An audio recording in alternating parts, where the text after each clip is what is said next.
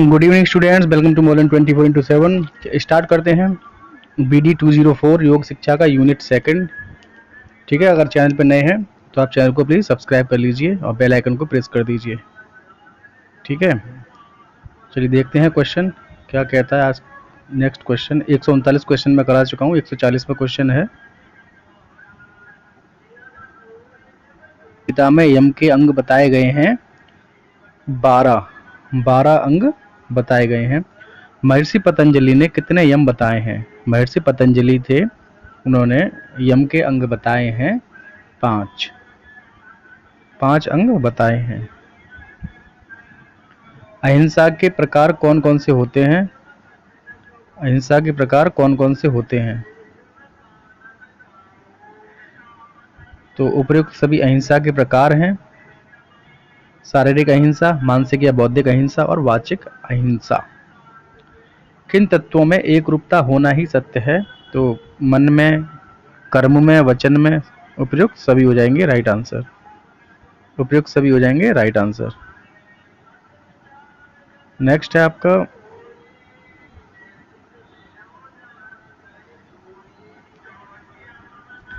पशु पक्षियों में किस प्रकार के गुणों को देखा जा सकता है? तो उपयुक्त सभी हो जाएंगे भूख, भय, निद्रा। तो इन सभी गुणों को देखा जा सकता है पशुओं में भी और पक्षियों में भी और इंसानों में भी। अस्तेय के प्रकार कौन कौन से हैं? तो बौद्धिक अस्तेय, वाचिक अस्तेय और शारीरिक अस्तेय, ये अस्तेय के प्रकार हैं। नियम का अष्टांग योग में कौन सा स्थान है? अष्टांग योग में नियम का स्थान है दूसरा। और प्रथम स्थान पे कौन है? यम है प्रथम स्थान पे। यम प्रथम और नियम द्वितीय। याज्ञवल्क्य संहिता में कितने नियम के अंग बताए गए हैं? तो 10 अंग बताए गए हैं याज्ञवल्क्य संहिता में नियम के। मन कर्म वचन के आधार पर मन कर्म वचन के आधार पर अपरिग्रह के कितने प्रकार हैं? तो ये प्रकार हैं 3 प्रकार हैं। अपरिग्रह के प्रकार जो 3 है वो कौन कौन से हैं? बौद्धिक अपरिग्रह, वाचिक अपरिग्रह और शारीरिक अपरिग्रह। उपयुक्त सभी हो जाएंगे राइट आंसर। भक्ति योग में किस बात पर बल दिया जाता है? तो ईश्वर में श्रद्धा, समर्पण की भावना और आस्था। उपयुक्त सभी हो जाएंगे राइट। नवधा भक्ति में ईश्वर तक जाने का मार्ग क्या है? तो ईश्वर में श्रद्धा, समर्पण की भावना और आस्था। अच्छा, ये तो ऊपर वाला था। नवधा की बात हो रही है। नवधा भक्ति में ईश्वर तक जाने का मार्ग क्या है? तो भजन, कीर्तन, स्मरण, श्रवण, ये सभी नवधा भक्ति में ईश्वर तक जाने के मार्ग हैं। ध्यान के प्रकार कौन कौन से हैं? तो ध्यान के प्रकार हैं सगुण और निर्गुण दोनों। सगुण ध्यान और निर्गुण ध्यान। संप्रज्ञात समाधि कितने प्रकार की होती है? संप्रज्ञात समाधि होती है 4 प्रकार की। चित्त की वृत्तियों के कितने भाग हैं? यानी मन की वृत्तियों के कितने भाग हैं? तो मन की वृत्तियों के भाग हैं 5। ब्रह्मचर्य के जो प्रकार हैं कौन कौन से होते हैं? तो ये हैं आपके बौद्धिक ब्रह्मचर्य, वाचिक ब्रह्मचर्य और शारीरिक ब्रह्मचर्य। उपयुक्त सभी हो जाएंगे राइट आंसर। राजयोग के कितने अंग होते हैं? राजयोग के अंग होते हैं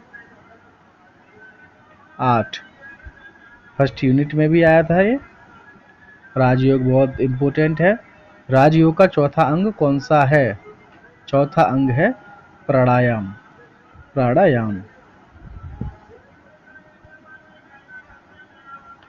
नेक्स्ट क्वेश्चन है, पतंजलि के अनुसार ज्ञान का वास्तविक स्रोत है। ज्ञान का वास्तविक स्रोत है आत्मा। आत्मा के कितने विभाग हैं? चेतन, बुद्धि, अर्धचेतन, ये सभी आत्मा के विभाग हैं। हठ योग के कितने अंग हैं? Very very important. हठ योग के अंग हैं 6। भक्ति शब्द की उत्पत्ति किस शब्द से हुई है? भज शब्द से हुई है। प्रकृति के कितने तत्व होते हैं? 24 तत्व होते हैं प्रकृति के। मंत्र योग का जन्म किससे हुआ है? तो ये वेदों से हुआ है।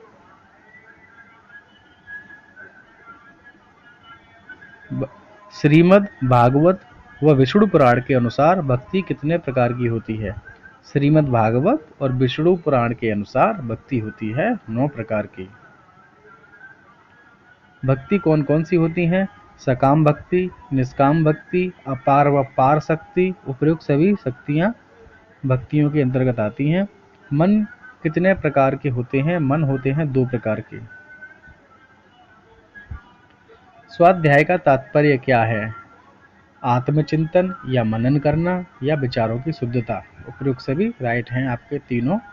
हमारा शरीर कितने महाभूतों से निर्मित है? तो पंच तत्व से मिलकर बना है शरीर, ठीक है, तो वही पूछ रहे हैं ये महाभूतों से, तो 5 महाभूतों से निर्मित है। सांख्य दर्शन के रचयिता कौन है? Very very most important question है ये। महर्षि कपिल, कपिल मुनि भी करके आ जाता है, ठीक है, याद रखना है आपको। प्राणायाम की क्रियाएं कौन कौन सी होती हैं?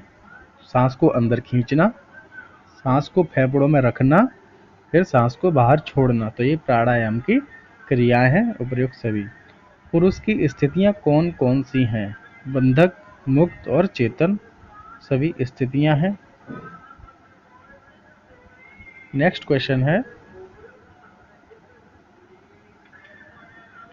सांख्य दर्शन के अनुसार दुख कितने होते हैं? आध्यात्मिक दुख, आदि दैविक दुख, आदि भौतिक दुख। तो उपयुक्त सभी दुख हैं सांख्य दर्शन के अनुसार। सत्व का तात्पर्य है, सत्व का तात्पर्य है प्रकाश और ज्ञान दोनों। राइट आंसर ऑप्शन सा। वेदों में मानव को कितने उद्देश्यों को महत्व दिया गया है? वेदों में मानव को कितने उद्देश्यों को महत्व दिया? वेदों ने मानव को ये दिया 4 उद्देश्यों को महत्व दिया है। संप्रज्ञात समाधि के कितने भेद हैं? तो संप्रज्ञात के भेद हैं समाधि के 4। भारतीय दार्शनिक परंपरा के कितने भाग हैं? 2 भाग हैं। विषय के अनुसार निद्रा के भेद होते हैं। विषय के अनुसार निद्रा के भेद होते हैं, 3 भेद होते हैं। कृष्णम आचार्य योग केंद्र कहाँ पर स्थित है? कृष्णम आचार्य योग केंद्र है चेन्नई में। अष्टांग केंद्र कहाँ स्थित है? अष्टांग केंद्र है मैसूर में। वेरी वेरी मोस्ट इंपोर्टेंट हैं दोनों क्वेश्चन। स्वास्थ्य प्राप्ति के लिए शरीर शुद्धि का उल्लेख अष्टांग योग के किन अंग में किया गया है? स्वास्थ्य प्राप्ति के लिए शरीर शुद्धि का उल्लेख किया गया है नियम में। यम पहला है अष्टांग में और नियम दूसरा है। ब्रह्मचार्य का उल्लेख अष्टांग योग के किस अंग में किया गया है? ब्रह्मचार्य का उल्लेख अष्टांग योग के यम, यानी कि पहला है अष्टांग का यम, तो इसी में ब्रह्मचार्य का उल्लेख किया गया है। ब्रह्मचर्य पालन से शरीर में किन तत्वों की कमी नहीं होती? फास्फोरस एवं मैग्नीशियम, आयोडीन और नाइट्रोजन की कमी नहीं होती। तो उपयुक्त सभी हो जाएंगे राइट आंसर। आस्तिक दार्शनिक वेद के भागों की संख्या है 6 भाग हैं। नास्तिक दार्शनिक वेद के भागों की संख्या, आस्तिक दार्शनिक वेद हैं 6 और नास्तिक दार्शनिक वेद के भागों की संख्या है 3। ठीक है, आस्तिक हैं 6 तो 6 का आधा कर दो 3, नास्तिक हो गए 3। योग दर्शन के आचार मीमांसा में कितने अंग हैं? योग दर्शन के आचार मीमांसा में अंग हैं 8। योग दर्शन में मन का निम्नलिखित में से कौन सा अंग है? तो भावनात्मक, क्रियात्मक और ज्ञानात्मक। उपयुक्त सभी मन के अंग हैं योग दर्शन में। नेक्स्ट है आपका, यह कथन किसने दिया? चित्त वृत्तियों का नितांत निरोध ही योग है। राइट आंसर महर्षि पतंजलि हो जाएंगे। और ये बहुत ही इंपॉर्टेंट क्वेश्चन है, कई बार रिपीट हुआ है एग्जाम में। योग से कितनी शारीरिक अवस्थाओं का विकास होता है? तो 6 शारीरिक अवस्थाओं का विकास होता है। सांख्य योग में कितने तत्वों को मुख्य माना गया है? तो 25 तत्वों को। फिर से रिपीट हुआ, बहुत इंपॉर्टेंट क्वेश्चन है ये। महाभूत कितने होते हैं? महाभूत से इनका तात्पर्य है जो पंच तत्व से मिलकर शरीर बनता है वो महाभूत, ठीक है, तो वो होते हैं 5। जल, अग्नि, वायु, हवा और मिट्टी। सांख्य योग में ज्ञान के कितने सोपान हैं? सांख्य योग में ज्ञान के कितने सोपान हैं? 8 सोपान हैं। योग साधना का प्रथम सोपान कौन सा है? तो यम है।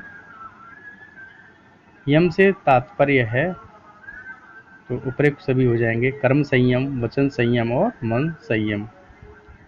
यम का तृतीय सोपान है, यम का तृतीय सोपान है अस्तेय। तृतीय सोपान है अस्तेय। नियम का तृतीय सोपान है, नियम का तृतीय सोपान है तप। योग दर्शन में आसन से तात्पर्य है, तो स्थिरतापूर्ण बैठना और सुखपूर्वक बैठना उपयुक्त दोनों हो जाएंगे, राइट आंसर। चित्त की प्रमाण वृत्ति कौन सी होती है? तो उपयुक्त सभी राइट हैं, प्रत्यक्ष, अनुमान और अगम। सत्वगुण किस तरह के होते हैं? प्रकाशात्मक और ज्ञानात्मक दोनों हो जाएंगे, राइट। निम्न में से किसका प्रतीक है? सत्वगुण निम्न में से किसका प्रतीक है? तो ज्ञान का प्रतीक है। ज्ञान का और प्रकाश का है, तो प्रकाश दिया नहीं, ज्ञान दिया है, तो ये सही हो जाएगा। सभी प्रकार की दुखात्मक अनुभूतियां एवं मानसिक विचलनता में कौन कौन से गुण के कारण उत्पन्न होती है? तो रजोगुण के कारण।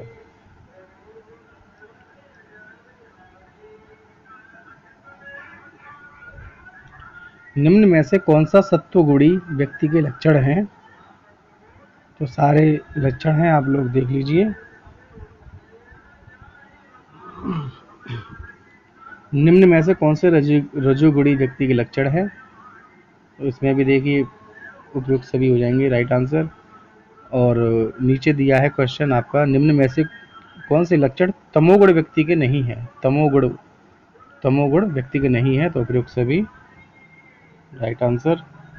यम, नियम, आसन, प्राणायाम, प्रत्याहार, धारणा, ध्यान, समाधि किस साधक तत्व के आवश्यक तत्व हैं? तो ये राजयोगी तत्व हैं, ठीक है, राजयोगी तत्व हैं। यम, नियम, आसन, प्राणायाम, प्रत्याहार, धारणा, ध्यान, समाधि। 1 2 3 4 5 6 7 8 8 होते हैं राजयोग में। यम, नियम, आसन, प्राणायाम, प्रत्याहार, धारणा, ध्यान, समाधि। मानव जीवन की 4 अवस्थाएं कौन सी है? तो ब्रह्मचर्य, गृहस्थाश्रम, वानप्रस्थ और संन्यास। तो सारे ही सही हैं। मंडूकोपनिषद में कहा गया है कि गुरु शिष्य परंपरा के रूप में देवताओं में प्रथम ब्रह्म पुरुष ने योग के परम ज्ञान को अपने बेटे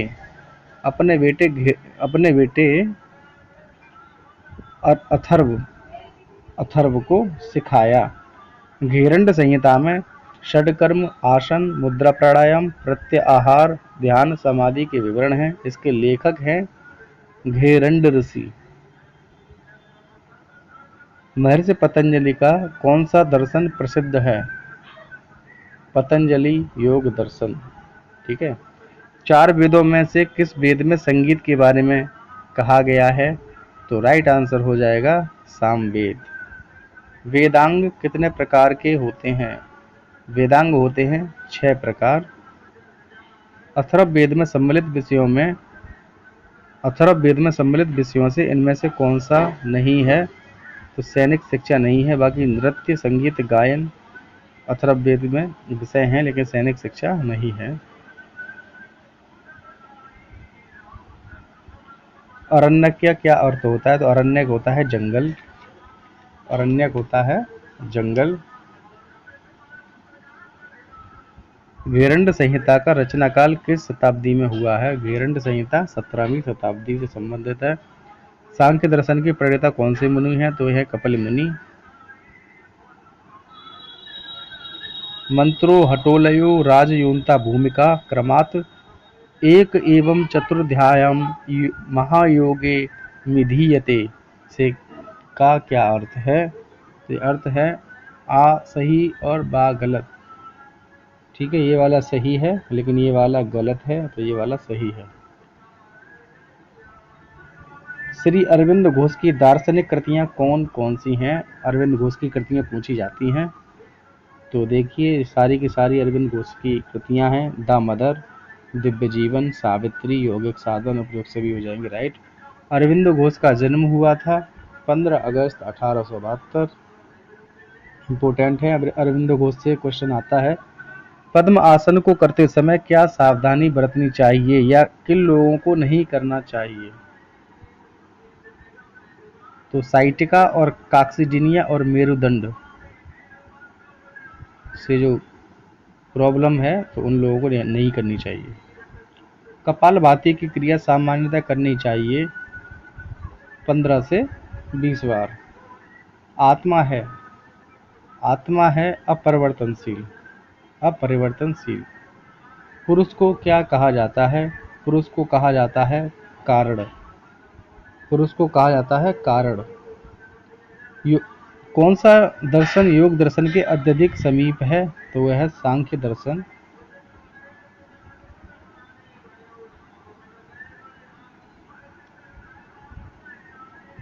अहंकार के प्रमुख प्रकार होते हैं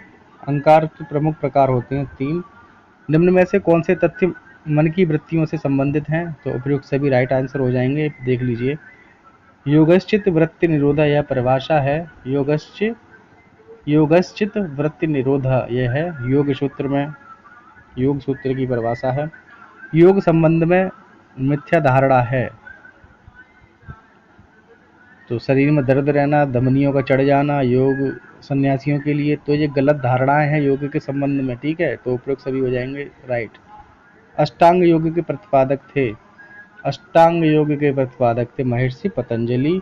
अष्टांग योग का अंतिम सोपान है। देखिए पहला यम है, दूसरा नियम है और सबसे अंतिम में समाधि ले लेना, ठीक है। सबसे अंतिम है समाधि। पूरक का अर्थ है पूरक बहुत इंपॉर्टेंट है। सांस को अंदर खींचना ये क्या कहलाता है? पूरक। स्पाइंडलाइसिस किस हड्डी से संबंधित बीमारी है? तो ये है रीढ़ की हड्डी से संबंधित स्पाइन, ठीक है। यह किसने कहा था कि योग धर्म, आस्था और अंधविश्वास से परे है? योग एक सीधा विज्ञान है, प्रायोगिक विज्ञान है, योग जीवन जीने की कला है, योग एक पूर्ण चिकित्सा पद्धति है, यह एक पूर्ण मार्ग है। वास्तव में धर्म लोगों को खूंटे से बांधता है। यह योग सभी तरह के खूंटों से मुक्ति का मार्ग बताता है। ओशो, ठीक है, ओशो ने कहा है। महर्षि पतंजलि ने प्राणायाम के कितने भेद बताए हैं? तो उन्होंने भेद बताए हैं बाह्य वृत्तिरेचक, अभ्यंतर वृत्तिपूरक, स्तंभ वृत्ति कुंभक, बाह्य अभ्यंतर। तो प्रयोग से भी हो जाएंगे राइट। बुद्धि का स्वरूप होता है त्रिगुणात्मक। बुद्धि के प्रमुख कार्य हैं 2।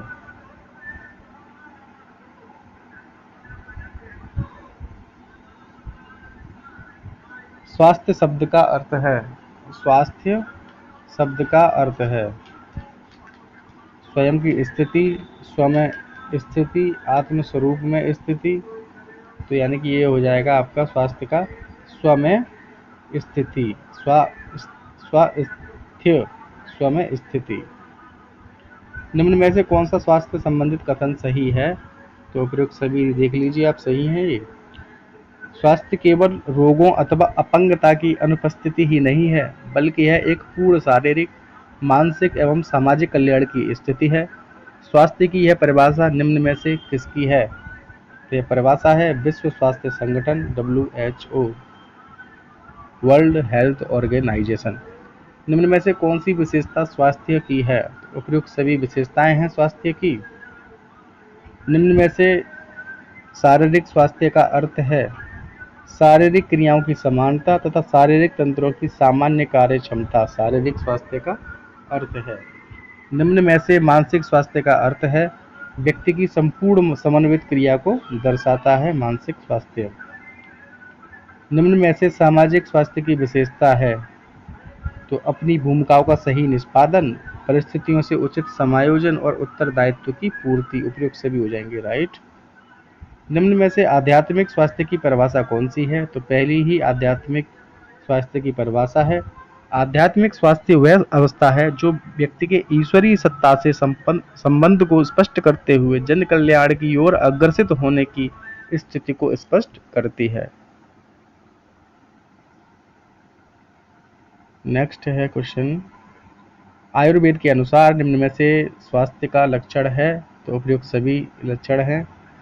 प्राकृतिक चिकित्सा के अनुसार स्वास्थ्य की विशेषता निम्न में से कौन सी है, तो उपयुक्त सभी, इसका भी राइट आंसर हो जाएगा। देख लीजिए आप लोग, वीडियो बड़ी हो जाएगी, लंबी हो जाएगी।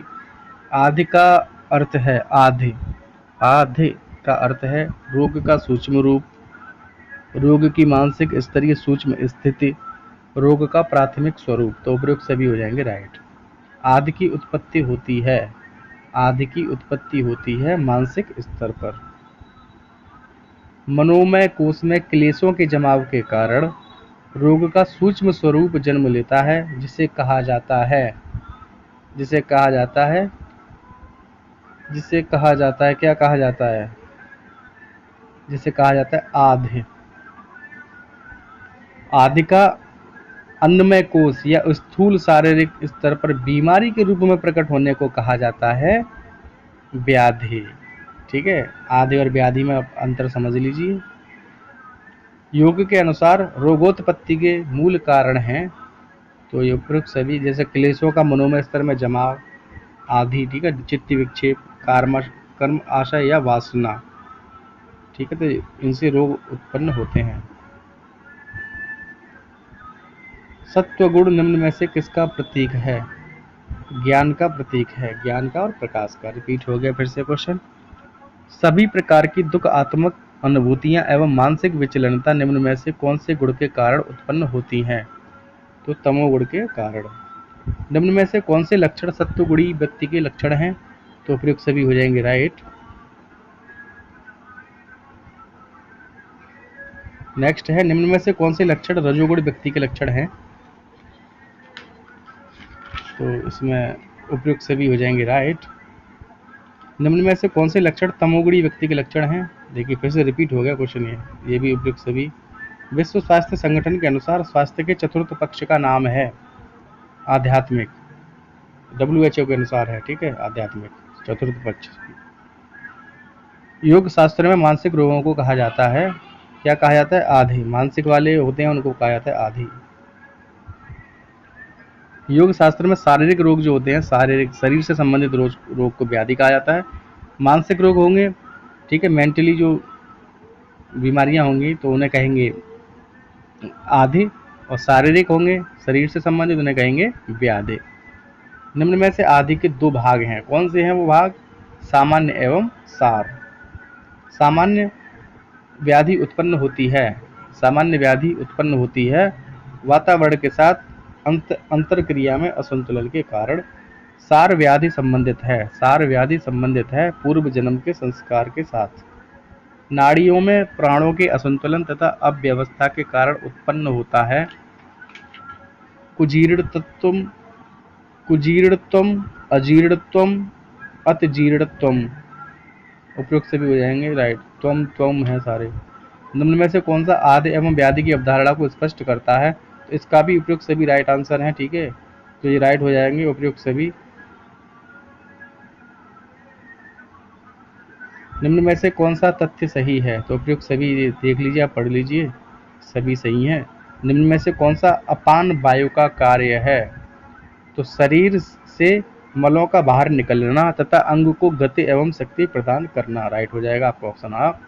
समान वायु का अर्थ है, तो आपके उपयुक्त ये आहार, जो आहार से जो भोजन हम लेते हैं, आहार जो करते हैं उससे रस का निर्माण करना तथा यथावस्थान उसे वितरण करना, ऑप्शन आ हो जाएगा राइट। उदान वायु निम्न में से कौन सा कार्य करता है, उदान वायु सभी कार्य करता है जितने भी ऊपर दिए गए हैं, तो आप लोग देख लीजिए। प्राणवायु निम्न में से कौन से पदार्थों को शरीर के भीतर खींचकर पूरे शरीर में व्याप्त करता है, तो श्वास, सांस, भोजन और जल, उपयोग से भेजेंगे राइट। निम्न में से कौन सा महाभूत शरीर में जीवनी शक्ति की वृद्धि करता है, निम्न में से कौन सा महाभूत शरीर में जीवनी शक्ति की वृद्धि करता है, तो आकाश। निम्न में से कौन से महाभूत में फोड़े तथा विष आदि का शोषण करने की क्षमता होती है, फोड़े तथा जहर आदि का शोषण करने की क्षमता होती है। तो मिट्टी में निम्न में से कौन सा जल महाभूत से संबंधित है? निम्न में से कौन सा जल महाभूत से संबंधित है? तो शरीर में शक्ति और स्फूर्ति का जागरण, पाचन, रक्त संचार तथा विषैले पदार्थों का शरीर से निष्कासन। तो उपयुक्त सभी राइट हो जाएंगे। और कौन सा रह गया आपका 253 के बाद आपका 270 हो गया। 271वां क्वेश्चन है आपका, अग्नि महाभूत से संबंधित निम्न में से कौन सा कथन सही है? तो ये सारे के सारे सही हैं। शरीर में प्राणों का संचार, कीटाणु का नाश, पाचक क्रिया को त्वरित करना। वायु महाभूत से संबंधित निम्न में से कौन सा कथन सही है? तो उपयुक्त सभी सही हैं, आप लोग अब देख लीजिएगा। आकाश तत्व की स्वास्थ्य रक्षा में निम्न में से कौन सी भूमिका है? तो उपयुक्त सभी इसके भी राइट आंसर हैं। पंचकोश से संबंधित निम्न में से कौन सा तथ्य सही है? तो सारे सही हैं, सभी को मैच कर लीजिए। पंचवायु से संबंधित निम्न में से कौन सा कथन सही है? इसमें भी सभी सही हैं, आप लोग देखिए पॉज करके। समान वायु की विकृति से निम्न में से कौन सा रोग उत्पन्न होता है? अतिसार, मंदाग्नि, अपच। उपयुक्त सभी हो जाएंगे राइट आंसर। हेयम दुख मनागतम अर्थात आने वाला दुख नष्ट किया जा सकता है। निम्न में से कौन से उपाय द्वारा दुख का नाश किया जा सकता है? तो उपयुक्त सभी ऑप्शन देख लीजिए, सही हैं। निम्न में से रोगों उत्पत्ति का कारण कौन सा है? रोग उत्पत्ति का कारण है ताप दुख, परिणाम दुख, संसार दुख, सभी कारण हैं। ताप त्रय से संबंधित निम्न में से कौन सा जोड़ा सही है? तो सारे के सारे जोड़ा सही हैं, ठीक है। अब जोड़ों को मिलाइए, सारे सही हैं। पढ़िए जोड़ों को, देखिए सही आंसर दे रखे हैं सारे के सारे। निम्न में से कौन सा कारण, निम्न में से किस कारण से क्लेश दुखदाई है? तो क्लेश के सारे कारण हैं। निम्न में से कौन सा कथन सही है? सारे ही सही है भाई, देखिए आप सारे ही सही हैं, ठीक है। पॉज कर लीजिए, देखिए।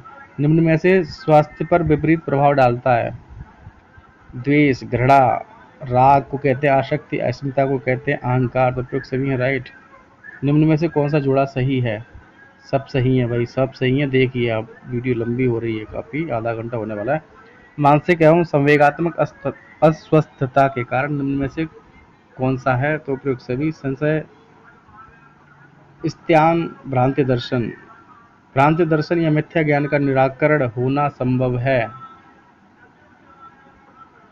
तो आत्मज्ञान प्राप्ति से। निम्न में से कौन सा जोड़ा सही है? तो जोड़े सारे ही सही हैं। निम्न में से कौन सा मुदिता का अर्थ है? मुदिता का अर्थ सारे मुदिता के अर्थ हैं। आभासा, सारे सही हैं। उपेक्षा का अर्थ है उदासीनता। उपेक्षा का अर्थ है उदासीनता। 288 क्वेश्चन हो चुके हैं। 288 के बाद आपका मुदिता के पालन से साधक को स्वास्थ्य लाभ होता है, क्योंकि इसके कारण ऊपर दिए हुए सारे ऑप्शन सही हैं। उपेक्षा द्वारा स्वास्थ्य लाभ होता है क्योंकि उपेक्षा का पालन करके साधक पापियों के प्रति उपेक्षा का व्यवहार करता हुआ अनायास ही पाप कर्मों से निवृत्त हो जाता है। मैत्री का अर्थ है सौहार्द, स्वयं से भिन्न जीवों को स्वयं से अभिन्न समझना। उपयुक्त सभी सही हैं। मैत्री भावना से क्या होता है? तो देखिए मैत्री भावना से क्या होता है, उपयुक्त सभी आप लोग पढ़ लीजिए। करुणा का अर्थ है करुणा का अर्थ पढ़िए भाई, बहुत लंबा क्वेश्चन है, आप लोग देखिए सारे सही हैं। भावना का प्रयोग निम्न में से किस कारण से होता है? तो उपयुक्त सभी हो जाएंगे राइट। भावना से संबंधित निम्न में से कौन सा कथन सही है? इसका भी उपयुक्त सभी सही है। भाई सब्सक्राइब कर लीजिए, ठीक है, कर लीजिए अगर नहीं किया है तो। कर लिया तो कोई बात ही नहीं है फिर। भावना से संबंधित निम्न में से कौन सा कथन सही है? इसमें उपयुक्त सभी सही हैं। प्रतिपक्ष की भावना से क्या होता है? चेतना की जागृति, अभ्यास में ध्यान की योग्यता आती है अभ्यासी में, और चित्त का रूपांतरण होता है। तो उपयुक्त सभी हो जाएंगे राइट। निम्न में से कौन सा आहार का भेद है? सात्विक आहार, राजसिक आहार, तामसिक आहार। तो सारे ही आहार के भेद हैं। यौगिक आहार व्यवस्था का मूल आधार है बहुभोजन, गरिष्ठ भोजन या मित आहार। तो यौगिक आहार व्यवस्था का मूल आधार है मित आहार। निम्न में से यौगिक आहार की विशेषता कौन सी है? पोषण प्रदान करने वाला होता है और जल्दी पच जाता है, सुपाच्य होता है। मन को प्रसन्न रखने वाला तथा उत्तेजना उत्पन्न ना करने वाला। ठीक है, उत्तेजित नहीं होते हैं। और फिर है आपका शरीर अवयवों पर अनावश्यक भार न डालने वाला तथा अनावश्यक रूप से मल उत्पत्ति न करने वाला होता है। ठीक है, तो आपका उपयोग सभी हो जाएंगे सही। यौगिक आहार की विशेषता है ये। ठीक है, मित आहार। यौगिक आहार की प्रभावशीलता निम्न में से कौन सी है? तो उपयुक्त सभी राइट आंसर हो जाएंगे। आप लोग अब देख लीजिए भाई, अगर चैनल पे नए हैं तो चैनल को सब्सक्राइब कर लीजिए, नहीं किया है। अब बेल आइकन को प्रेस कर दीजिए। बाकी फिर मिलते हैं कल यूनिट 3 के साथ। धन्यवाद।